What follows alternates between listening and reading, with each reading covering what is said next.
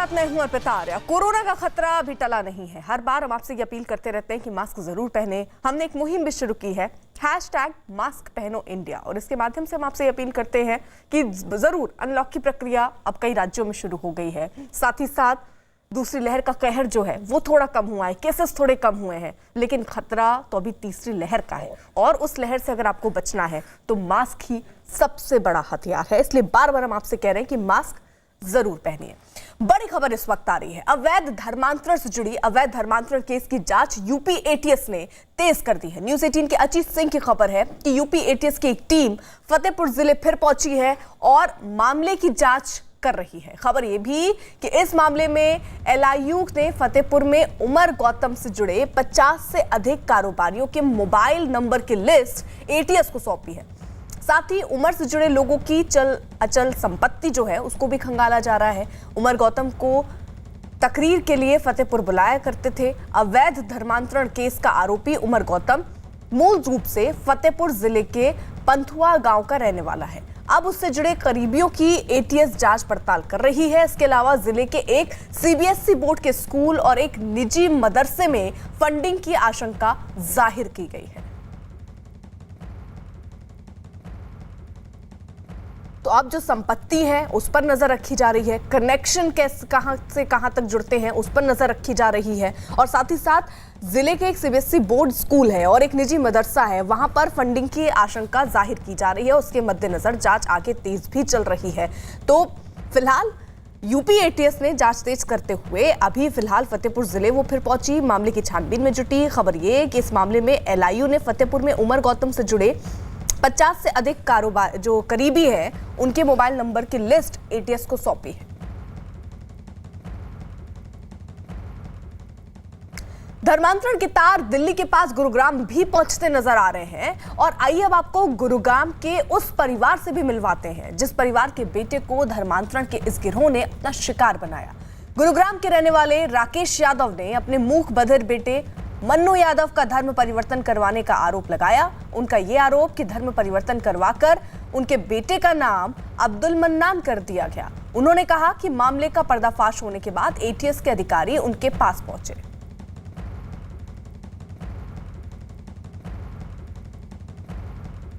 यादव के पिताजी हमारे साथ हैं। ये बताइए कि क्या हुआ था आपके बेटे के साथ, क्या सूचना आपको और कब दी गई?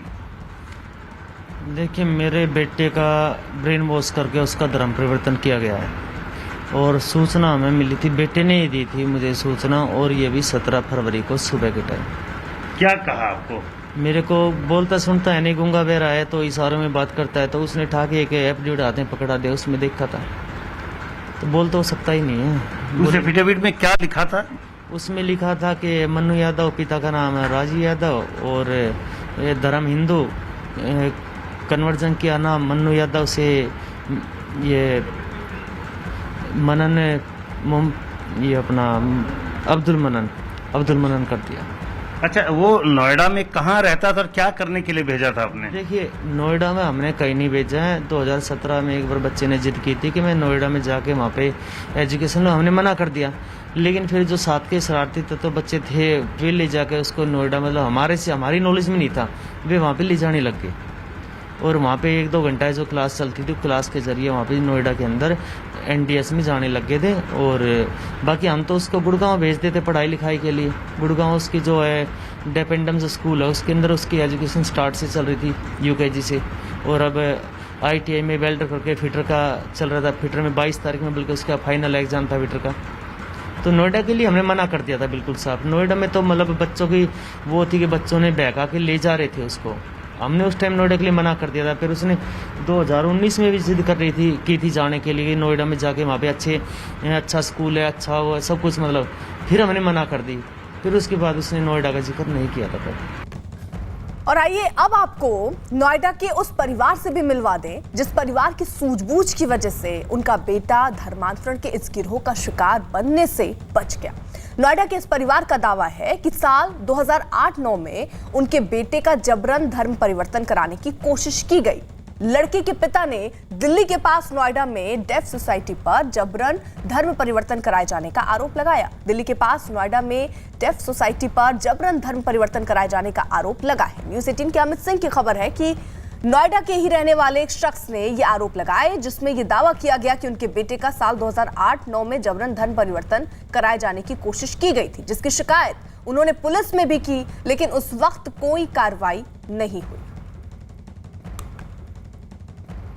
मेरे साथ अशोक मौजूद हैं। दरअसल एटीएस जैसे जैसे जांच को आगे बढ़ा रही है, नोएडा डेफ सोसाइटी पर शिकंजा लगातार कसते जा रहा है। अशोक जी, सबसे पहले पूरी बात बताइए। आप नोएडा के क्राइम के साइबर क्राइम में जाकर आपने कंप्लेन भी की थी, शिकायत की थी, क्या है ये पूरा मामला? ये सर, मेरा एक बेटा है, बहरा गूंगा है वो, और वो बलवंत राय मेहता विद्या भवन में पढ़ता था। उसके बाद उसने नोएडा डेफ सोसाइटी ज्वाइन किया और वहाँ उसे जो है धर्म परिवर्तन करने की कोशिश की गई। उसको सिखाया जाने लगा एक अकेले गॉड है जीसस, इसके अलावा कोई गॉड है ही नहीं, ये सब काल्पनिक हैं, श्री राम श्री कृष्ण कल्पना मात्र हैं ये। उसके बाद जब मेरे से बेटा मेरा डिस्कस करता था कि धर्म के बारे में पूछता था, तो मैं उसे डांटता नहीं था और तब उसे मैं सारी बात उगलवा लेता था, तब उसको अपने धर्म के बारे में बताता था। आपने मुझे बताया, जब बात हो रही थी तो आपने कहा था कि मोबाइल पे एक वीडियो आया था, वो क्या था? जी, ऐसा हुआ कि जब इससे संसार से इसको निकाल दिया गया, उसके बाद ये अपोज करने लगा ऐसे लोगों का जो धर्म मानतन कराते थे। उसके बाद जब इनके चंगुल में ये नहीं आया मेरा बेटा, तो इसको जो है 2 बार पीटा गया दिल्ली में। दिल्ली के संबंधित थानों में मैंने कंप्लेंट कराई। उसके बाद अभी देखिए, 1.5 साल पहले। अशोक जी, आपके बेटा का नाम क्या हुआ? तरुण नारायण मेरे बेटे का नाम है, वो मूक बधिर है। तरुण नारायण की ही पिटाई हुई थी दिल्ली में जी। उस बाबत आपने शिकायत भी की? मैंने शिकायत संबंधित थानों में 2 बार पिटाई हुई उसकी। एक बार तो संसद मार्ग थाने में हुई, वहीं उसके सामने चर्च है, और एक बार लाजपत नगर इलाके में। ये दोनों की धर्म परिवर्तन क्यों नहीं कर रहा है? धर्म परिवर्तन क्यों नहीं कर रहा है? ये सिर्फ पिटाई इसीलिए हुई थी इसकी।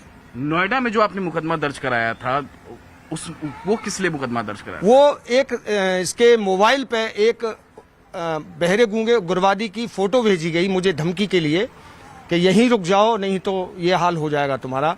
मैंने तुरंत थाने में जो है उसकी सीडी बनवाई और मैंने साइबर सेल नोएडा सेक्टर 6 में उसको दिया, और देने के बाद उन्होंने उस कार्रवाई शुरू की और कई बार जांच के लिए हमें जो है दिल्ली ले जाया गया एक हयात होटल में, जिसने ये बच्चे ने भेजी गई थी।